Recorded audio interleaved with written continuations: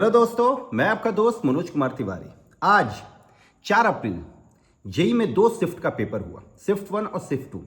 तो हम इस वीडियो में आप लोगों का पेपर एनालिसिस करेंगे, शिफ्ट 1 का भी और शिफ्ट 2 का भी, और उसके बाद बताएंगे कि क्या कट ऑफ होना चाहिए।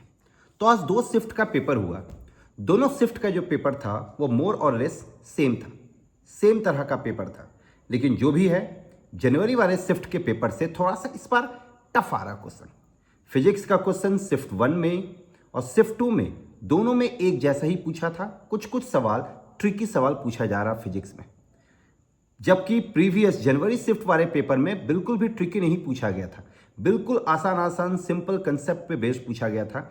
लेकिन इस बार जो फिजिक्स का पेपर पूछा जा रहा है वो ट्रिकी पूछा जा रहा है, और सारे शिफ्ट में पूछा गया। इन दोनों शिफ्ट में भी ट्रिकी सवाल पूछा गया।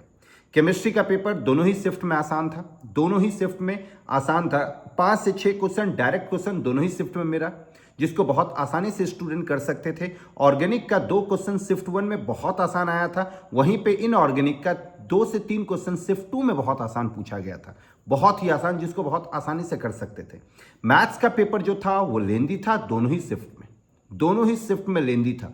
मैथ्स का पेपर जो आपका बार बार हम कह रहे हैं, कैलकुलस का जो क्वेश्चन आ रहा है वो लेंदी हो जा रहा है। कैलकुलस का क्वेश्चन को बनाने में टाइम लग रहा है, जिसकी वजह से पेपर लेंदी हो जा रहा। कोऑर्डिनेट का क्वेश्चन आसान आया था, शिफ्ट 1 में भी आसान आया था, और शिफ्ट 2 में भी कोऑर्डिनेट का जो क्वेश्चन पूछा गया था वो आसान पूछा गया था, जिसको स्टूडेंट बहुत आराम से कर सकते थे, बहुत आराम से।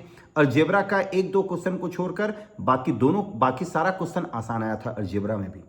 तो शिफ्ट 1 और शिफ्ट 2, अगर हम बात करें कि शिफ्ट 1 और शिफ्ट 2 में ज़्यादा टफ क्वेश्चन कौन सा आया था, किस में आया था, तो शिफ्ट 2 का जो पेपर था वो शिफ्ट 1 के मुकाबले थोड़ा सा टफ था। थोड़ा सा टफ, वैसे भी बहुत ज़्यादा टफ नहीं, बस 19-20 का फर्क था। शिफ्ट 2 का पेपर थोड़ा सा टफ था। अगर हम बात करें कि कट ऑफ क्या होना चाहिए, तो कट ऑफ जो होना चाहिए दोनों ही शिफ्ट में जनरल वालों के लिए अराउंड 100 के आसपास ही जाएगा। 98 जो होगा वो आपका कट ऑफ जाएगा। हमको लगता है 95 और 98 के बीच में जो बंदा 98 ला रहा है जनरल कैटेगरी में, वो एकदम सेफ जोन में है। अगर हम बात करें ईडब्ल्यूएस वालों का, तो ईडब्ल्यूएस वालों का जो मार्क्स होना चाहिए, इसमें जो कट ऑफ होना चाहिए वो 92-93 होना चाहिए। 92-93 लाने वाले ईडब्ल्यूएस वो आसानी से पूरी तरह से सिक्योर जोन में है। ईडब्ल्यूएस वालों की बात करें तो वो 85, 83, 85 के रेंज में होना चाहिए। 85, 83 के रेंज में अगर है तो वो सिक्योर्ड है।